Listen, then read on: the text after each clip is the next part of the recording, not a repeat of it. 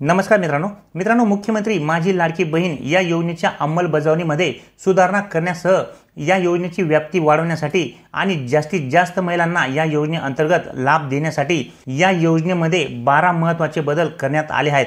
आणि या बदलामुळे मित्रांनो, ज्या महिला या योजनेसाठी पात्र नव्हत्या आता त्यांना सुद्धा या योजनेचा लाभ दिला जाणार आहे। म्हणजे जसे की ज्या महिलांना पीएम किसान योजनेचे पैसे मिळत आहेत, तसेच पोषण अंतर्गत त्यांना पैसे मिळत आहेत किंवा नरेगा अंतर्गत त्यांना पैसे मिळत आहेत किंवा PMMVY अंतर्गत जर एखादी महिला ही लाभार्थी असेल तर त्यांना सुद्धा आता या योजनेअंतर्गत लाभ दिला जाणार आहे।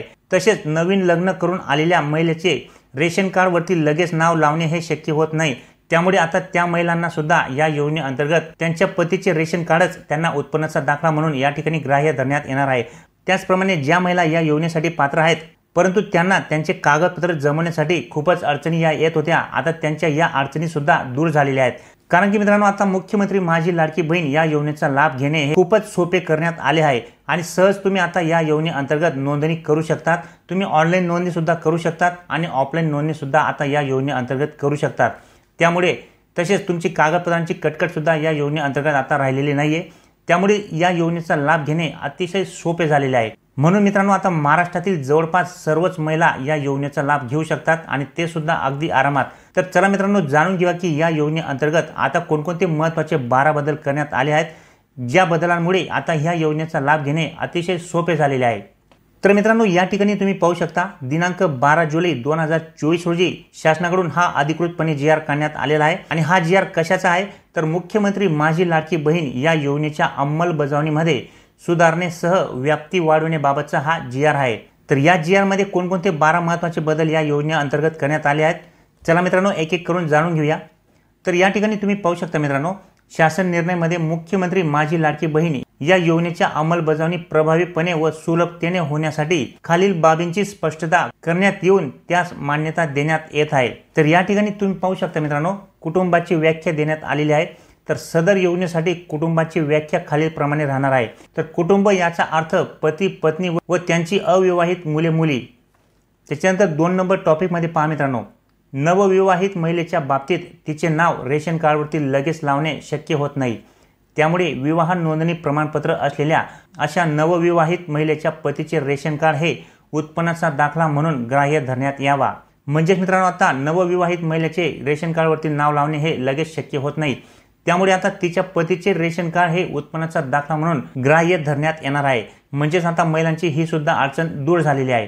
त्याच्यानंतर परराज्यात जन्म झालेल्या व ती सध्या महाराष्ट्रात वास्तव्य असेल त्या महिलेने महाराष्ट्रातील अधिवास असणाऱ्या पुरुषांबरोबर विवाह केला असेल तर अशा बाबतीत त्यांच्या पतीचे जन्म दाखला किंवा शाळा सोडण्याचे प्रमाणपत्र किंवा अधिवास प्रमाणपत्र ग्राह्य धरण्यात येते।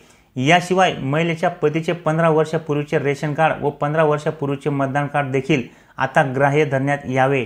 त्याच्यानंतर सदर योजनेचा लाभ घेण्यासाठी पोस्टातील बँक खाते सुद्धा ग्राह्य धरण्यात यावे। त्याच्यानंतर योजनेच्या ऑनलाईन अर्जातील लाभार्थी महिलेच्या फोटोचा फोटो काढून तो ऑनलाईन अर्ज दाखल करण्यासाठी ग्राह्य धरण्यात यावे। म्हणजेच मित्रांनो, आता या ठिकाणी लाईव्ह महिलेचा फोटो घेण्याची अट सुद्धा शिथिल करण्यात आली आहे।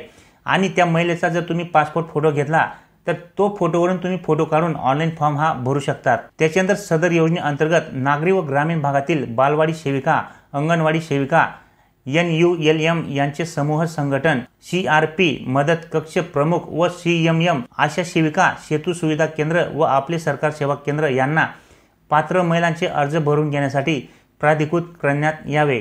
म्हणजेच तुम्ही या सर्वांकडे तुमचे ऑनलाईन आणि ऑफलाईन अर्ज हा भरू शकतात।